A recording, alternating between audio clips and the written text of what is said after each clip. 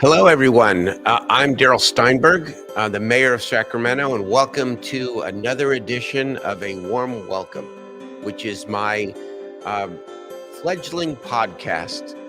It may be canceled by the networks before you know it, in which I have the opportunity to interview emerging leaders in the city of Sacramento. And today it is my pleasure to welcome my new colleague, but someone who I've known for a number of years, Councilmember Karina Talamantes. Welcome to you. Thank you, Mayor. Happy to be here and exciting that you have a podcast. Well, it's like I said, we always have to think about your post-political career here. And no announcements, I'm just saying. Yeah. Could be, a new career. Radio, who knows, right? Being a podcast person is pretty innovative. That's what they say. It's the era we're living in now. Thanks so much for joining me and having a conversation about you, about District 3, about the City Council, and about public service. So while you are a new City Council member, for those who don't know you are not a new elected official and you're not new to City Hall. Mm-hmm. Tell us a little bit about your recent history, and then go back a little farther about how you got into the public service in the first place. Sure. Well, I guess I'll just start off maybe with my background, if that's okay, because I'm originally from Willis, California. It's a small country town about 2 hours north of here. I grew up picking almonds, working in the olive cannery, fixing sprinklers at the almond orchards, and working in education. It's a really small town, so my graduating class is like 100 kids.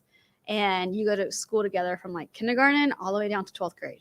It's insane. Just a really small community. I was ready to get out and meet new people and explore the diversity that California has to offer. So after I graduated from high school in Willows, I went to UC Davis. I graduated there in 2011 with a Bachelor of Science in Community Regional Development, which I am using today. Gotta say, that's using kind your of major. That's kind of the job description of a city council member. Exactly. So it's pretty exciting to actually be able to use my major. And after I graduated from UC Davis, I went to Washington, D.C. I worked for President Obama's initiative on the White House Initiative on Educational Excellence for Hispanics. You worked in the White House or the old executive office building? Mm-hmm. And we worked on just policy on closing the achievement gap for our students. I came home. I worked in special education as a substitute teacher and translator for IEPs. So ADA and accessibility and language access and just being inclusive of all people is really important to me. And then I worked as a high school counselor. So I was helping connect kids to jobs for about 5 years professionally after high school or after college. And then I did human resources for about 4 years. And during this time, I connected people to Fortune 500 companies and helped with job placement. During this time is when I got politically involved. Before that, I voted, in the elections, but I always thought politics was something like far-fetched, far-reached, like not for me. I was like, I'm just going to do the groundwork. Why not? I just didn't see it. I just thought it's just not for me and it's for other people, and I don't want to be in politics. I just want to help people on the ground and do as much as I can. And so then what was the spark? Well, Bernie Sanders ran for office. And I was inspired by his campaign. And, he talked about real issues and working class issues and student debt and housing being so expensive. And a lot of the challenges that I personally felt like I could relate to. He didn't win the nomination, so I supported Hillary Clinton and said, hey, we got to beat Donald Trump. And obviously we know what happened. So after Donald Trump got elected, I went to the Women's March and said, I'm going to get involved with politics because I can't stand on the sidelines and watch him bully and treat communities that I care about, so badly. And so I joined my first Democratic Party meeting, got involved for about a year. A year in, I'm involved with Young Dems, Fem Dems, Latinx Dems, and I get a call from a gal named Diana Rodriguez. She's a former Sac City board member. And she says, do you want to run for office? And I said, who are you and how'd you get my contact information? And then we met for coffee and she convinced me. I had years of background in education. I was interested in politics and I wanted to help more kids with policy. I realized that policy would be the biggest way that I can help kids. So I ran for the school board in 2018. The county school Yep. board. County Board of Education. So I ran for the school board in 2018, won my election. July 5th or 6th, I got sworn in as a trustee on the Sac County Board of Education, overseeing our 245,000 students in our 13 school districts. And then 3 weeks later, got a job as a chief of staff for now Senator Angela Gashby, who was the city council member and vice mayor. Yeah. Right. And so you worked at City Hall for 4 years. 4 years, but it feels like 10 years because we had a pandemic in between. Oh, yes. I remember that. Yeah. In between. And then you decided to run for the city council, obviously, in 2022. Yeah. And I live in South Potomas. And after the new maps were redrawn, I saw that there was an open seat. Councilmember Jeff Harris was no longer eligible to run. So I said, you know what? Like, I can do the job. I am qualified. I'm ready. I love my community. I can help people even more. You know, I mean, you know, in education, you get to help with education, but that's only one component of a kid's life. Right. You need sidewalks, you need trees, you need, you know, transportation safety. You need to make sure that kids have housing, that kids have access to food. There's so much more to a children's life. And so that's why I decided to run for city council, so I can improve families' lives and kids' lives and do more for our community. So let's go back just a little bit. You said that former Sacramento City School Board trustee Diana Rodriguez originally approached you. And then, of course, you were the chief of staff for Vice Mayor Ashby, now Senator Ashby. And now you are one of 5 women on the Sacramento City Council, majority of women for the first time in decades and only the second time in history. Talk about what that means to you and the role of women mentors in terms of guiding you or helping guide you to the place where you're at today.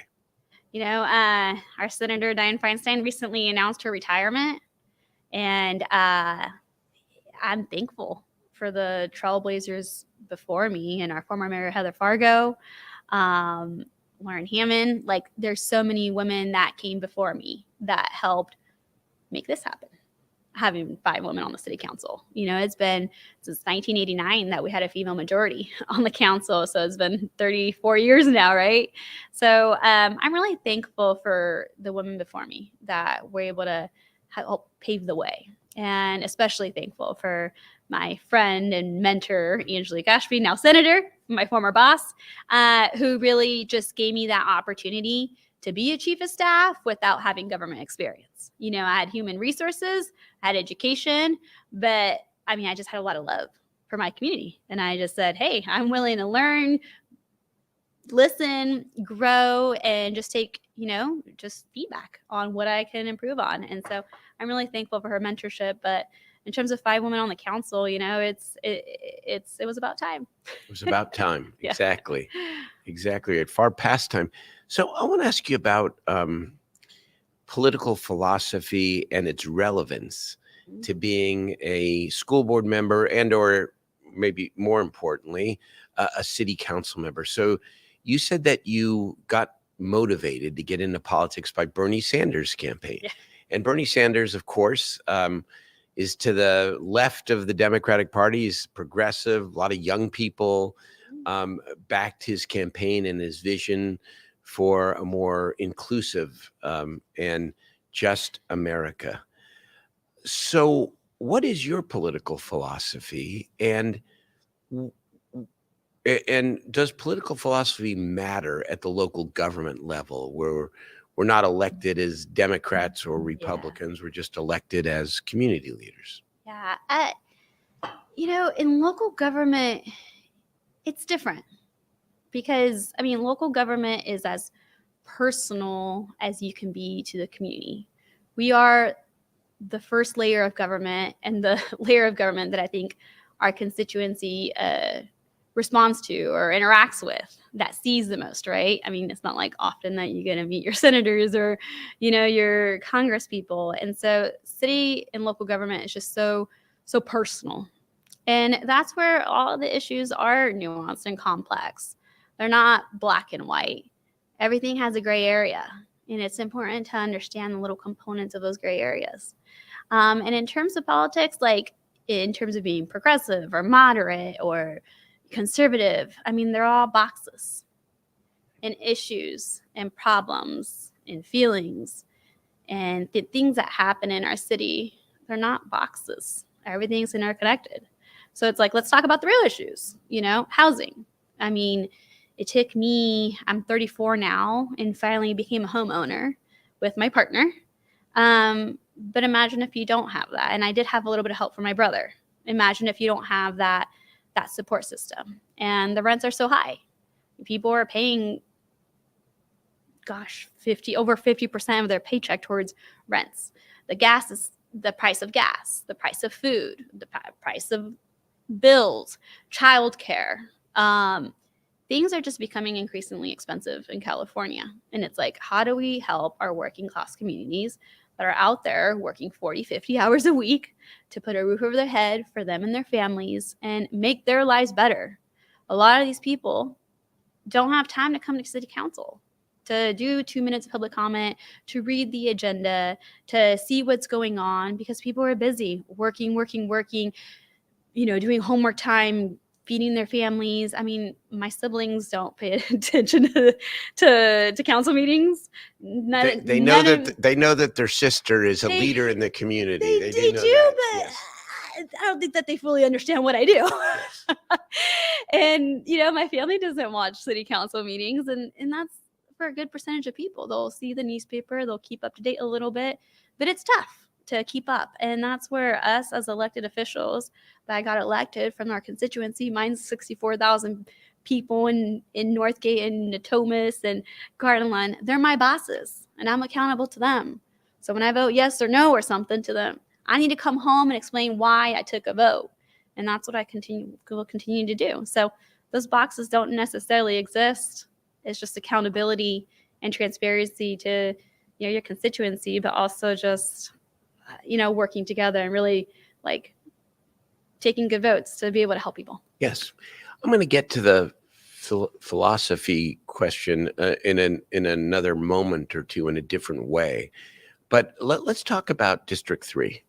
I love that. Let's talk about District 3 and what it is, obviously, but also its character and what makes it special and why you're so drawn to the district.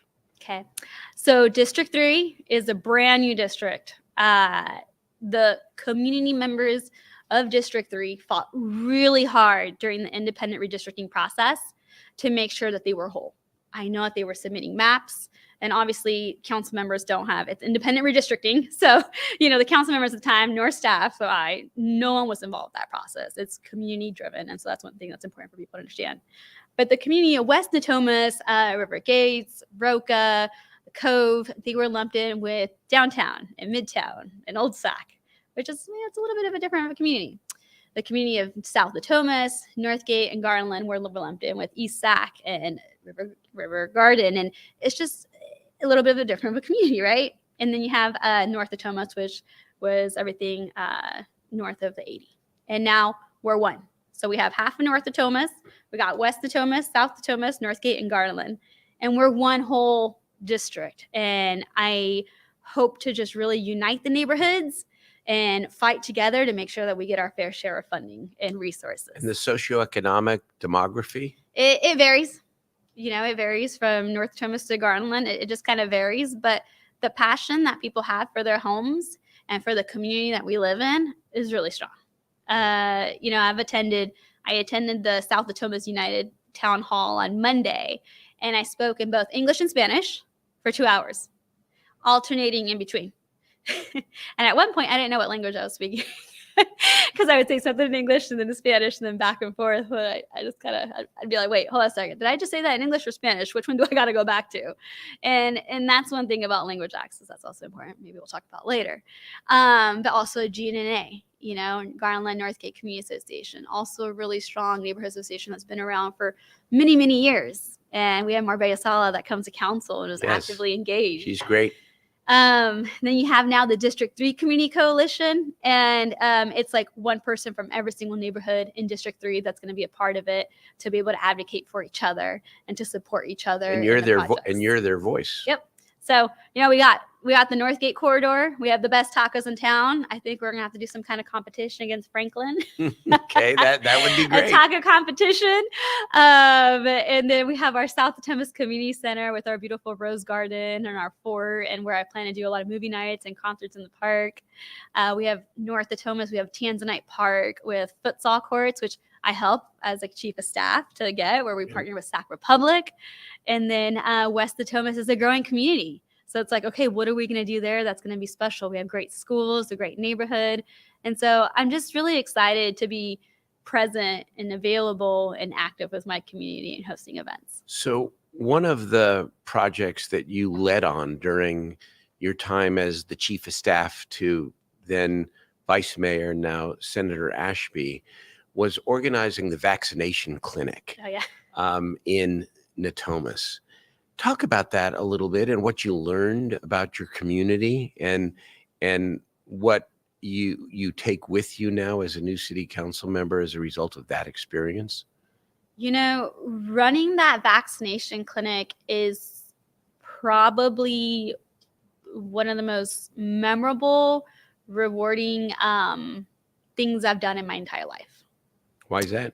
COVID-19 pandemic, obviously there was a lot of misinformation about the vaccine, about just, everything going on, and it was a scary time because of all the unknowns at that time. And so when we got the green light from the county health department to start a vaccination clinic with the Natomas Unified School District and Dr. Oshida with Urgent Care Now, we said, we're going to do this right.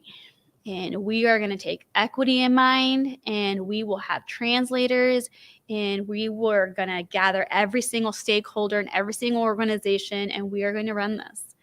We got it set up in 72 hours within the time that we got the green light, and had our first trial. Actually, I got Facebook memories the other day. It was only 2 years ago. Only 2 years ago, which it feels like an eternity now. Sure does. But we were able to vaccinate frontline essential workers, janitors, bus drivers, postal workers, construction workers, a lot of the people that just never stop working. Our teachers, our seniors. We partnered with paratransit to pick up seniors at the senior care homes, drive them to Natomas Unified on a bus with their paperwork, sat down to make sure no one had a reaction, drove them home. It was the most beautiful organization of people coming together for a common cause and what we can achieve as a Sacramento if we all decide to do our part. Like, if every single person does a little bit, we can make Sacramento great. And that's what happened with the vaccination clinic. Every single person contributed, put their head down, and just went to work. So on average, every Thursday, I would be there from like 6 a.m. till 5 o'clock, 6 o'clock sometimes, averaging over 20,000 steps. And I translated, I gave flyers, I got lunches. You just did the job. And everyone just supported each other. So it's inspiring, actually, to hear you talk about it. And when you say that if, and I'm paraphrasing, that if we could replicate that kind of organizing on other issues and other things, that Sacramento would be an even greater city. You have any examples or thoughts about how you would apply what you help lead to organize on other issues in your district or in the city?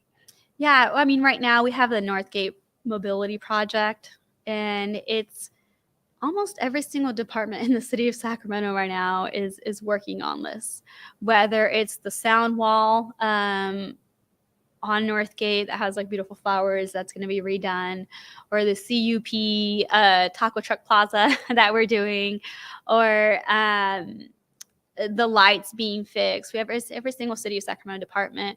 We also have a lot of community leaders that are involved with this project. We also have the Hispanic Chamber of Commerce that's involved. We have the business owners that are involved.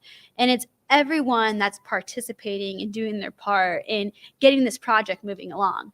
And next Tuesday is when it's going to be coming to council for approval. And I know that people are already organizing to come out and say, hey, we support this project. We're excited about it. We want it to take less than 10 years, which is right now the, project Speed. timeline. But there is, huge issues. Housing, right? We need to come together for housing. We have a housing crisis, and we need everyone that participates it, from advocacy to our builders, to come together to say, hey, how are we going to work together? That or our rents, we need every single stakeholder to have these conversations to see how we're going to help Sacramentans. It's the only way. We have to communicate. We need to have dialogue. We need to have tough conversations. It's what we need to do to push Sacramento forward. And what about housing and homelessness? It's hard to have a conversation without talking about those issues. What are your thoughts or your ideas about how we continue to improve this problem? I always say it's a tale of two stories, right? We've gotten 17,000 people off the street since 2017, yet the problem is worse. We now have 1,100 shelter beds every night, including some of the work that you and Senator Ashby have done in your district with the new Home Key project. And yet we still have so many people without housing. What are your thoughts? So when it comes to projects that will be proposed, having relationships and strong communication with the people that will be surrounding the project or will be impacted by the project is probably one of the most important things. We have the Staybridge Hotel, Vista Nueva, that's now run by Jamboree Housing and SHRA. We had this project in the works for about 2 years, and we did outreach to the community. We had a large town hall, over 200 people with questions, and we gave information. We worked with the businesses, with CRBE. We worked with Kaiser. We worked with the different stakeholders there to say, hey, this is what we're thinking about doing. We haven't done it yet. We want to, purchase this property. And we did all the legwork before. So when this project came to council to secure the funding, we didn't have any people that opposed it because we did all the legwork before. It wasn't a surprise. We were very transparent and just communicated, right? And that's an important element to any single project that we're going to do on homelessness, is communicating with residents and not having it be a surprise. Having it be a surprise, like one of the projects in my district, is not okay. And that communication is key. But in terms of homelessness, we need to help people with where they're at. Some people have a bad credit score. Some people just need first and last month's rent. Some people need a train ticket to home somewhere if they have a relative that's willing to provide them housing. Everyone has individual circumstances of what led them to homelessness. And that's where we have to be creative with our approach and see how we can help people. We also need help with mental health facilities. We need to give people help and drug rehabilitation. We need places for our police officers to be able to take people when they get a call from 911, because the emergency room at Sutter or Kaiser is not the appropriate place, and neither is jail. That's not the appropriate place either. So we need to be able to provide people with that help, and I'm hopeful that the county-city MOU will push us further in providing services to people. It will. It has to. And it's certainly written to achieve that. It's now all about the implementation. Yeah, and that implementation is going to be the most important thing. A piece of paper is a piece of paper until you do the small details, and that implementation piece is going to be so important. Just we need to do better in providing services to people and figuring out what exit strategies we're going to have for different individuals. Even if it's hotels, lots of people have pets. Pets are people's best friends. My dog's my best friend. And I know there's a lot of hotels that don't allow our in-house population to take their pets with them. And it's like, so how do we get creative? Who do we need to talk to? And it is just having those relationships. And again, communication. And hard work. So I want to talk about language access for a moment. So you are bilingual. And what a great strength that is. as a public official. And so a week or so ago, we had a major issue about major discussion about language access and increasing our city's response to our multilingual populations in Sacramento. Talk a little bit about that, why it's so important, and what you think we need to be doing. So during the clinic, I just want to mention something about language access. During the vaccination clinic, every single Monday between like 3 to 5 or 3 to 6, we had different interpreters on the line ready to pick up the phone if someone didn't have a computer or didn't speak English so that they can get signed up. It was really neat, and gosh, Natomas Unified was such a great partner in this. But in terms of language access, the amount of people that have English as a second language is incredibly high in Sacramento. I can't remember the numbers right now. But English is my second language. And, I've been a paralegal professional. I've gone to doctor's appointments with my mom. I've been a nurse. I have translated for all types of spaces since I was a kid. From my aunts, from my uncles, from my mom, from my dad. My oldest sister Olga too.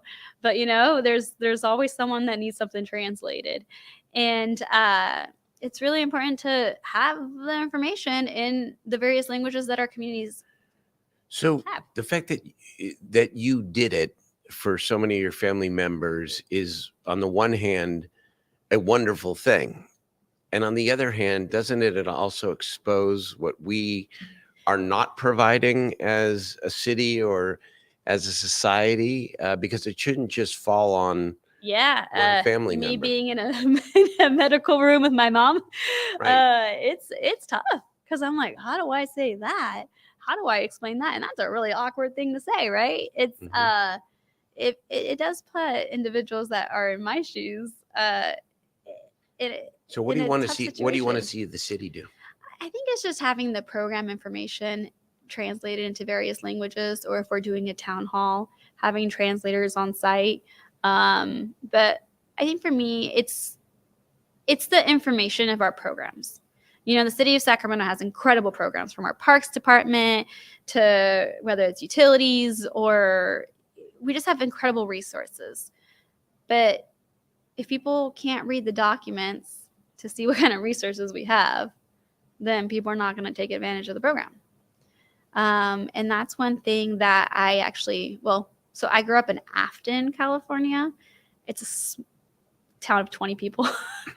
I lived on a trailer, in a trailer, 2 rooms with it was 4 kids at the time. My parents and my grandparents would come and stay with us sometimes. We used to get flooded all the time. They'd release the water from the Oroville Dam, and we'd get flooded every single year. And then sometimes we'd have to get rescued by the fire department. Other years we were fine.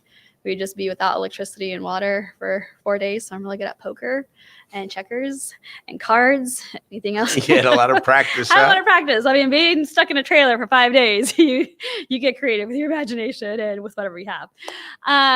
But because of the floods, the trailer that we were living in started to grow mold, and it became unsafe for us to live in that trailer. And so thanks to a teacher I had that would come out before kindergarten, so preschool, thanks to a preschool teacher that used to come out to the country to come teach me healthy living stuff and my ABCs, she gave us information about a program called CHIP Housing. And it's a housing program for farm workers to move into town that help with the subsidized federal grant. And because this information wasn't in Spanish, and she explained it to my mom applied for this CHIP housing program. It's kind of like Mercy Housing. Mm-hmm. And we moved into Willows. And my parents built their own. How old were you? I was going into first grade now. I did kindergarten in Princeton. And so in first grade, we moved to Willows, and my parents built their own home, nail by nail, wood piece by wood piece. They had to do 40 hours of community service work in addition to having full-time jobs. And we were able to move into a home that we were able to buy. And we had housing security. And a life changer. Yeah. And it was just a lot of immigrant communities, and we were called the Hood, the Willows, although we were just families that moved into town. And it was a beautiful place to grow up in and live in. And I'm just thankful for having that housing security. And that's where our programming back needs to to back to housing. back to housing. So let me, we got a few minutes left. And so I want to kind of go back to the philosophical question again, and not about political philosophy, but about how you see the city in 2023 in this sense. Okay, I'll pose it this way. There are some who believe that the city should focus on its core and basic responsibilities. Mm-hmm. When you look at where we spend our money, right? It's traditional public safety, police and fire, and then there are parks and utilities and a whole other set of basic services that the city provides. And I think everyone would agree that that's most important. And if you don't do that well, you can't do anything else. But there are others who think that in a growing city, that a core responsibility of the city government ought to include funding and paying attention to a whole host of other issues, like affordable housing, like what we call inclusive economic development, to invest directly in our commercial corridors like Northgate Boulevard, in youth programming, both city-run, but also working with the community-based organizations. So as you look at 2023 and you're starting this chapter of your public service, how do you view, are you a new city or an old city person? A new city, or oh man, I just want you to just sort of express a little bit about, because, well, I'll do one more thing here, okay? Okay. In the state legislature where I served, and now your mentor, Senator Ashby, serves, you can legislate on any subject, right? You can legislate on housing. You can legislate on immigration reform. You can legislate on child welfare and foster care. At the city, you're not really legislating. You're helping to run a city. It's more implementation. It's more implementation. Yet all of these other issues that maybe are not traditional core responsibilities of a city are now a huge part of the quality of life in your district and in the city. And this is part of what we talked about. So should the city be involved in these other issues, or should we stick to our core responsibilities? I mean, there's no right or wrong answer. I know it's not either or, but it's important to look at the work that's been done in the years prior to us, and to see what works and what didn't work, and what we did right, what we did wrong. I recently went to the Center for Sacramento History, and God, it was incredible. So anybody watching, recommend you go there. But I guess I believe in both. For me, at the end of the day, we are parks, we are pools, we are fire, police, utilities, and public works, economic development. We touch every single element of how the city runs, right? And that's our job. It's important to support the workers here at the city of Sacramento. Absolutely. Because people will call 311 for, say, that a tree is down, or an animal is loose, or whatever it may be. People will call 311. And we need to have the best customer service for our constituency as possible, which means having a good workforce that is qualified, that's well compensated, that has the appropriate resources and equipment that they need to be successful, so that they can get back to that constituent that called 311 within a 72-hour period. Our customer service at the city of Sacramento needs to be the best, because that's what we're here to do. We're here elected by the people of our, district, the entire city of Sacramento. So yours is a little more complicated because you have so many different communities and the varying opinions, right? But we need to stay focused on the work that's in front of us, that we can do, that we can help address in terms of services, because that's one of the common complaints that I receive in my district. Like, hey, it took the city of Sacramento a week to get back to me. And that's where we do need to do better on being quick to respond to people. But also we have issues with workforce right now and deferred maintenance costs that are going to be eating up the city's budget. But it's important to me to support our workers here so that we can have quick response times to our constituency. And then on the new, to me, it's let's stay focused, as a council on addressing housing affordability, on the increasing cost of living in Sacramento, on public safety, but more than police and fire, making sure our sidewalks are safe for kids to walk on, or making sure that we have more trees, or it's just there's so much to public safety that people sometimes just think public safety and they only think police and fire, but there's so much more to it. And addressing homelessness, obviously I'm hopeful to work with the county, and it's something that's impacting every single person in the city of Sacramento, and we need to do better. And that's where we got to continue working with the county to help us provide services and shelter for our unhoused population. And I think it's just staying focused on our 5 priorities for us as a council. And Right. That's where we need to have that conversation, say what our 5 priorities are, direct our city manager, and have them stay focused. Because anything and everything else is just going to be noise and distractions from the real work. And we need to do better as a council on that element. Yep.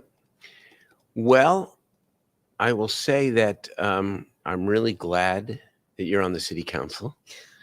I'm really glad to be your colleague, because you're already bringing your set of life experiences and your private sector and your public sector experiences with a deep passion and commitment to your district. Oh, yeah. And to the city. There's no question. There is no question. And I'm just excited to see what you're going to bring forward in the months and years ahead. I'm excited. You're excited? Yeah. I'm excited. I think District 3 is gonna be a really loud, powerful voice on the dais. And when is that? And when is that town hall? My town hall's on March 6th, the Monday. Which is a Monday night. Where? Monday night at the Natomas High School cafeteria. At what time? At 5 o'clock At to 5 to 6:30, and then I'm gonna go and knock on people's doors. Good. And let them know about it. And you've invited me. Yep, and you'll be there, right? I will be there, maybe with the funny nose and glasses in the back. But no, I'm going to be there and look forward to seeing you lead your community. I'm gonna pretend I'm on the campaign trail again and go leave flyers on people's doors. It's great. You never stop campaigning. Nope. Karina, thank you so much. It was a great conversation. I think the people who don't know you, and many people do, really get a great sense of who you are and your energy and your passion. And that's a great thing. Hey, I'll see you next Tuesday. Okay. See you next Tuesday. Bye. Bye.